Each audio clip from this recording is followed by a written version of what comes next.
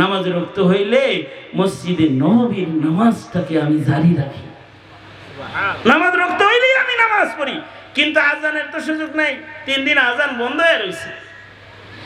সাঈদ ইবনে Musayyib বলে, নামাজের ওয়াক্ত কাছে আসলে মসজিদে আজান নাই ঠিক, কিন্তু আমি মসজিদে বসে শুনতাম মসজিদের মিনারায় আজান নাই, কিন্তু মসজিদ ওয়ালা নবী আলাইহিস সালাতু ওয়াস সালাম করেন তো মসজিদুন নবী, নবীর মসজিদ, মসজিদের নববী 3 দিন রাজনৈতিক কলহের কারণে আজান বন্ধ রয়েছে বটে, কিন্তু সাঈদ ইবনে মুসাইয়্যিব বলে নামাজের ওয়াক্ত কাছে আসলে আমি শুনতাম রওজায়ে আতহার থেকে সরওয়ারে দু আলম নবী আজান দিতেছে। তার মানে কি রওজায় বসে বসে আল্লাহর রাসূল আজান দিতেছে, রওজা থেকে নবী আজান দেয়। বলবেন কবরের ভিতরে আজান হয়, নামাজ হয়? হয় তো, বুখারীতে আছে, নামাজও তো হয়। আজান হইতে সমস্যাটা কি? নামাজই তো হয়। মেরাজের বর্ণনা পড়েন, আল্লাহর রাসূল যাচ্ছেন মেরাজে, নবীজি বলেন আমি উপর দিয়ে যাইতেছিলাম, নিচে তাকায় দেখি মুসা নবী কবরে নামাজ পড়তেছে। সেই হাদিস। তাহলে কবরে নামাজও আছে, আজানও আছে, কবরে তিলাওয়াতুল কুরআনও আছে। হাদিসের দ্বারা সাবিত যে আল্লাহর প্রিয়রা কবরে কোরআন পড়ে, কোরআন পড়তেছে। সকল নবীরা যেহেতু কবরে জিন্দা, কোন কোন মুহাদ্দিসরা ওই রিওয়ায়াতকেও এনেছেন যে নবীরা শুধু আজান দেয় নামাজ পড়ে তা না, নবীরা হজ মৌসুমে হজ করতে পারে।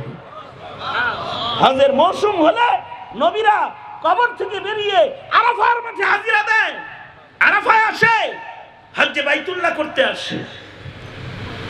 নবীরা কবরে আল্লাহ পাকের কাছে দোয়া করে। নবীরা, সকল নবীরা কবরে জিন্দা, নবীরা কবর থেকে বেরিয়ে আসে। এটা হাদিস দিয়ে সাবিত করবেন করা যায়।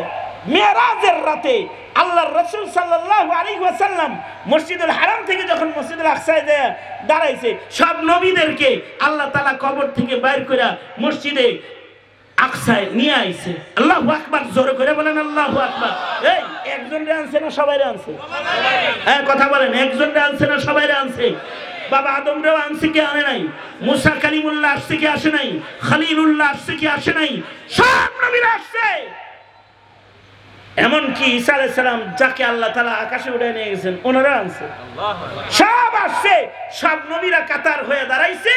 আর আমার নবীজির দিকে জিবরাইলের ইশারা, ওগো সরকার আজকের জামাতের ইমামত আপনি ছাড়া আর কাউকে মানায় না, সামনে দাঁড়ায় যান, নামাজ পড়েন, আপনি নামাজের ইমামতি করেন।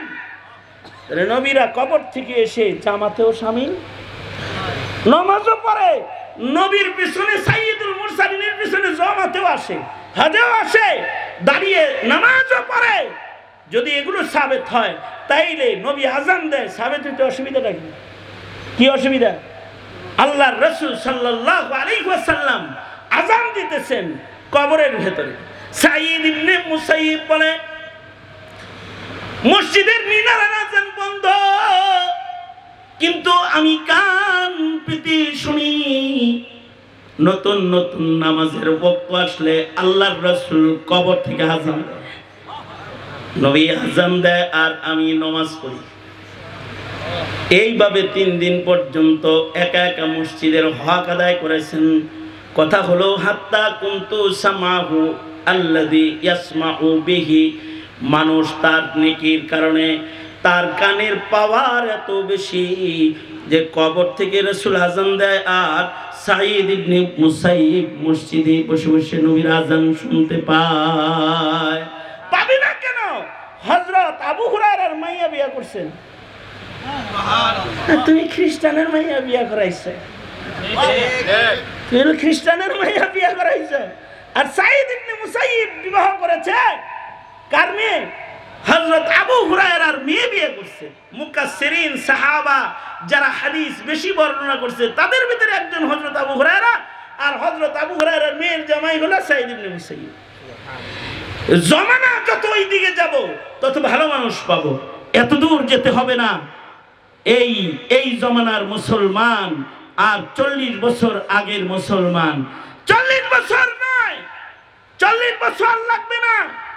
এই জমানার মুসলমান আর 13 সালের মুসলমান, এই জমানার মুসলমান আর 21 সালের মুসলমানের ভেতরেও তফাৎ আর ব্যবধান আছে। যারা আহমদ শফিকে দেখেছে তারা, আর যারা নায়ক নায়িকা দেখে তারা এক সময় না। কি কথা বলে না কেন? যারা আওয়াজ করে, যারা হাফিজি হুজুররে দেখেছে, পীরজি হুজুররে যারা দেখছে, এই ইমানদার আর তুমি ইমানদার এক না। তুমি তো 2 রাকাত নামাজ পড়তে যায় পকেটে হাত দাও 3 বার মোবাইল বন্ধ করার লেগে, আর তারা সারা রাত নামাজ পড়েছে, 2 রাকাত নামাজে হাফিজি 15 পারা কোরআন শরীফের তিলাওয়াত করছে, নরে চড়ে নাই, এমনি দাঁড়াইতে পারে না, নামাজ রক্ত হলে দাঁড়ায় গেছে। এ কারণে যত পিছনের দিকে যাব তত ভালো মানুষ পাবো। জমানা যত সামনে যাইতেছে, প্রযুক্তির আমদানি বেশি হইতেছে, আসবাবে দুনিয়া বাড়তেছে, আর মানুষের আসবাবের সাথে সম্পর্ক হওয়ার কারণে ঈমান নষ্ট হয়ে যেতেছে। মুসলমানের ঘরে জন্মায়া বহুত্ববাদ পূজারী হয়ে যেতেছে, একাত্মবাদ অস্বীকারী হয়ে যেতেছে, বহুত্ববাদ, ধর্ম নিরপেক্ষবাদ, হিন্দুত্ববাদ আর ইহুদি নাসারা মতবাদে বিশ্বাসী হয়ে যেতেছে। এই যে বাংলাদেশে কত কুকর্ম করার জন্য চক্রান্ত হইতেছে, এই সকল কুকর্মগুলা হইতেছে কিন্তু মুসলমান নীরব। তারা মনে করতেছে আরে নিজে বাঁচলে বাপের নাম। ফিলিস্তিনে অথবা হিন্দুস্তানে এত কিছু হইতেছে, মুসলমানের নড়াচড়া, আমি বাঁচলে শেষে পাবেন না, আমি বাচ্চা লই পরে না আব্বার নাম লমু, আমি বাঁচলেই না আফগানিস্তানের নাম লমু, আমি বাঁচলেই না হিন্দুস্তানের মুসলমানের খবর নিব, আমি বাঁচলেই না ফিলিস্তিনের মুসলমানের কথা স্মরণ করব, আমি নিজেই বাঁচি না। এই হলো আমাদের মুসলমানি, সব আপন ধান্দায় ব্যস্ত। আমরা কোনো নড়াচড়াও দিতে পারি না বিধায়ী কাফেররা মনে করে সারা দুনিয়ায় মুসলমানের সংখ্যা 150 কোটি হইলে কি এগুলো প্যারালাইসিসের রোগী, সব মার, এগুলো মারতেছে, আমাদেরকে মারতেছে।